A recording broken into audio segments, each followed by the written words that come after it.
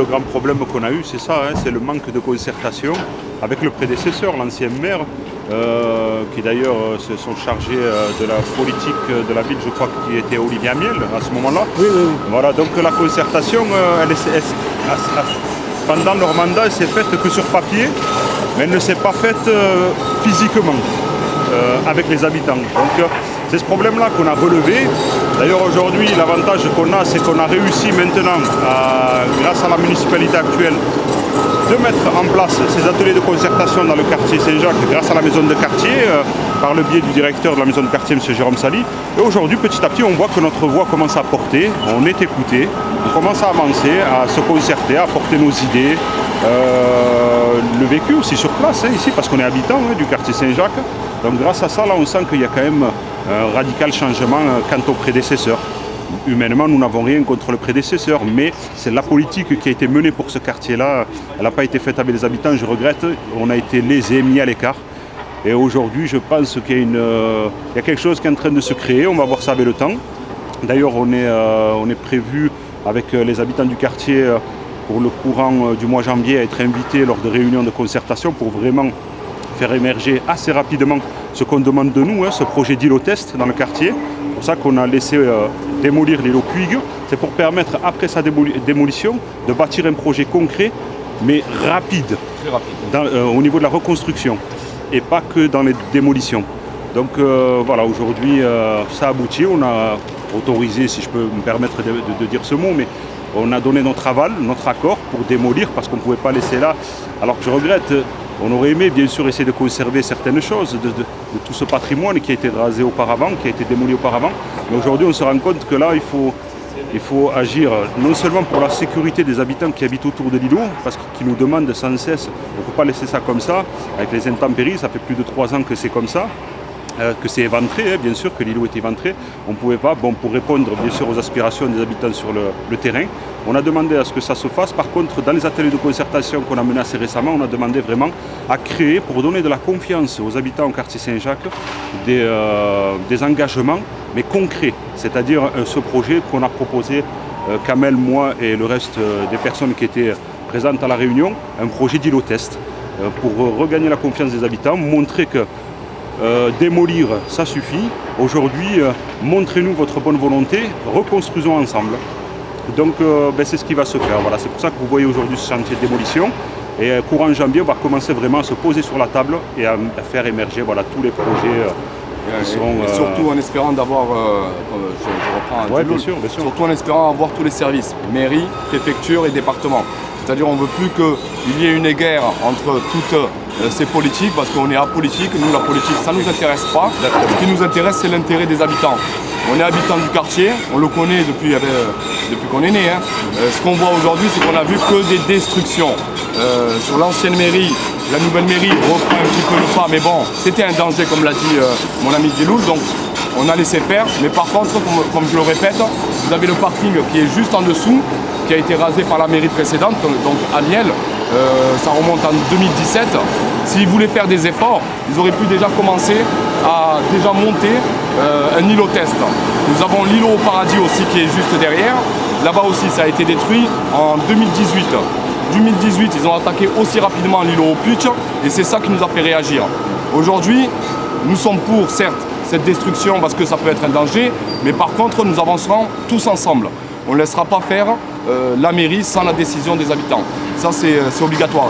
Et surtout sur les expulsions et sur les mises en péril des demeures aussi. Parce qu'on en a marre de voir des familles qui partent dans des hôtels où ils sont pas relogés de suite parce que normalement, ils ont un droit. Leur droit, c'est d'être relogés là où ils le souhaitent. Et ça, aujourd'hui, on est là et on va faire en sorte que tout ceci puisse fonctionner avec la mairie, avec le département, avec la région et que voilà, on puisse se concerter aussi avec tous les habitants du quartier. C'est notre objectif, c'est de travailler tous ensemble. Déjà, il y avait des problématiques de retard qui risquent d'être générées par rapport à l'îlot paradis parce qu'il y a des fouilles à faire, donc ça c'est naturel, c'est la loi. Donc il y a des fouilles archéologiques qui doivent être menées à l'îlot paradis pour pouvoir reconstruire. Par contre, nous, ce qu'on a dit, c'est qu'ici, à l'île aux Puigues, il y avait un projet déjà en 2018 qui avait été étudié.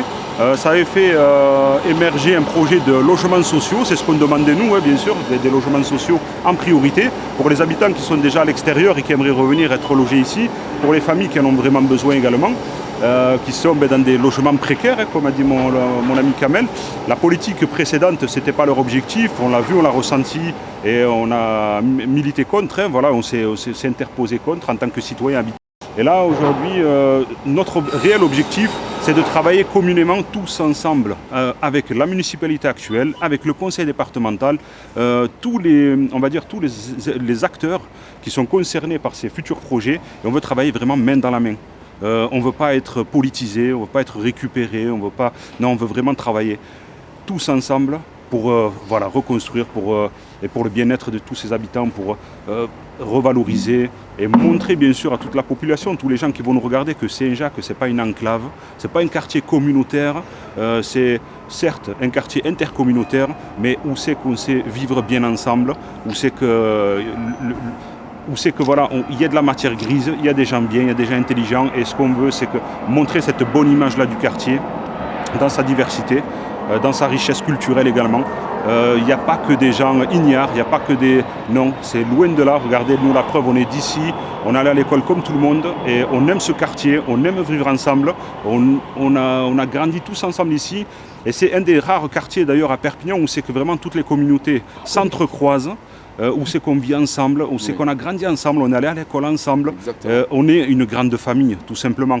Et peu importe nos origines culturelles, on est une famille tous ensemble, on s'entraide quand il le faut. Et moi c'est ça que vraiment je veux remettre en avant avec mon ami Kamel et tout le reste du collectif qui n'est pas là ce matin mais qui sera là cet après-midi. On veut montrer à cette ville et au reste des gens qui nous regarderont qu'on en est capable, on l'est déjà nous de base ici. Sauf que ce qu'on veut, c'est le montrer, le porter haut, porter cette voix pour que tout le monde se rende compte réellement ce que c'est ce quartier Saint-Jacques. Et non pas ce que les gens pensent ou ce que les politiques pensent. Non, c'est ce que nous, les habitants, on veut le porter haut et fort et dire voilà ce qu'on est réellement. On veut le bien pour ce quartier, nous sommes des gens bien et on veut travailler tous ensemble, main dans la main. Et donc on a été délaissés par l'État, les associations qui nous ont quittés et ensuite le maire Pujol qui est arrivé, qui n'a pas fait aussi le nécessaire pour améliorer le quartier. Donc aujourd'hui on veut vraiment que tout le monde puisse agir, l'État puisse mettre aussi la main dessus et que les subventions de l'ANRU ne profitent pas à l'université ou à d'autres choses, mais qu'elles puissent surtout apporter, on va dire, une reconstruction, en même temps aussi une plus-value, bien sûr. Une plus-value aussi. Pour les habitants du quartier avant tout, et c'est pour tous ces logements indécents, insalubres, qui ont été délaissés par la municipalité précédente. Il y a eu un volontarisme derrière tout ça. Quand on voit parce que nous on en est témoins sur le terrain, quand on voit toutes ces maisons individuelles, où c'est qu'on dit aujourd'hui qu'on doit les classer en péril parce que c'est un risque, parce qu'il y a un risque d'effondrement, etc., etc. Mais il ne faut pas oublier que ces maisons, elles ont été délaissées, elles ont été soit récupérées, rachetées par la mairie à un moment donné, et fermées, donc murées, vous pouvez le voir, on peut faire un tour dans le quartier, vous le verrez, murées par des briques en béton et laissées à l'abandon. Ce qu'il faut savoir dans ces vieilles demeures, c'est que c'est des bâtisses en fait où c'est un mur porteur pour deux maisons. En fait, toutes les maisons ont une jonction collée l'une à l'autre. C'est-à-dire si une s'effondre, elle entraîne celle qui est juste à côté. Et le problème qu'il y a, c'est que dès qu'on en ferme une et qu'on la laisse à l'abandon et qu'on ne rénove pas rapidement, ce qui fait, elle va contaminer, entre guillemets, j'utilise cette expression, la maison juste à côté. Et donc après, on se rend compte aujourd'hui de ce qu'on voit là dans le quartier, c'est qu'il y a beaucoup de maisons qui ont été murées et qui ont maintenant contaminé les autres. Et il y a eu certains îlots où c'est qu'il y a eu carrément des effondrements comme vous avez pu l'effet domino, comme on dit. Voilà, exactement, c'est ça.